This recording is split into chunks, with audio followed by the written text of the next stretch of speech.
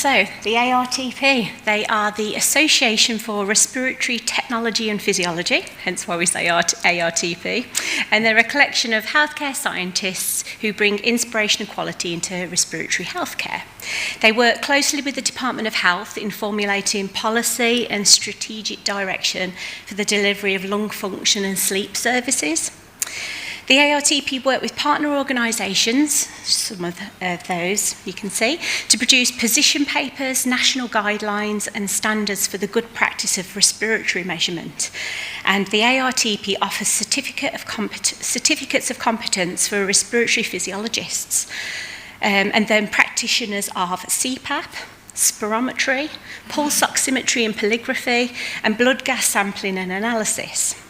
Some in the audience today may well have had one of these tests done if they've ever been to hospital for a diagnosis for sleep apnea or COPD.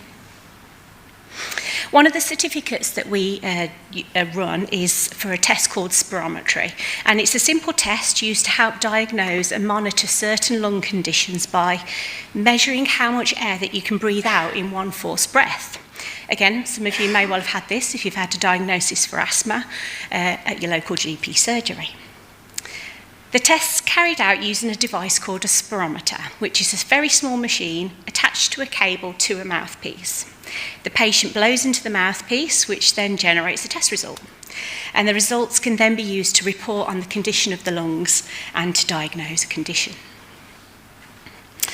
There are spirometry practitioners based at every hospital and nearly every GP practice all throughout the UK. At the moment, anyone can take a spirometry course and go on to start performing tests on and diagnosing patients, which obviously, if done wrong, can pose a risk of misdiagnosis, which we don't want. So the NHS have therefore outlined in their long-term plan, which is their 10-year plan, that spirometry should only be performed by practitioners who have been appropriately trained and assessed as competent in performing this spirometry and on reporting on the results. And this is where the ARTP come in. So we formulated a series of exams that are designed to test practitioners in their knowledge and performance of spirometry. This includes those that perform the test only and those who report on the results. And the aim is that all practitioners of spirometry will be certified and on a national register within the next few years. Once a practitioner has passed their spirometry exam with the ARTP, they're then granted a certificate and added to the national register, which is hosted by the Academy for Healthcare Science. And anyone can look at this register on the website and find a practitioner. The only route onto the register is through the ARTP.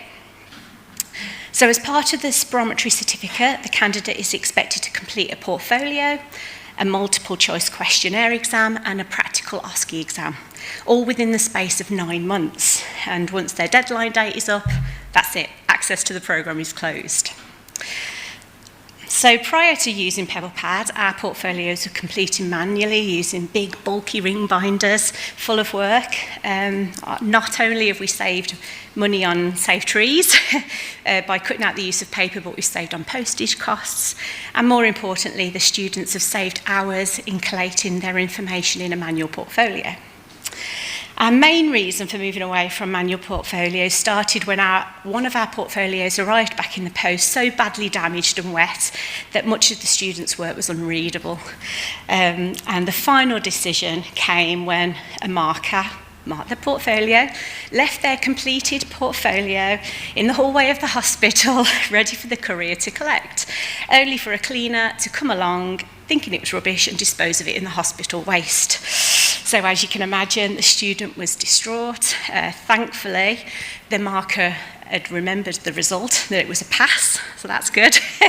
But obviously the work was lost. So what did we do? In come PebblePad.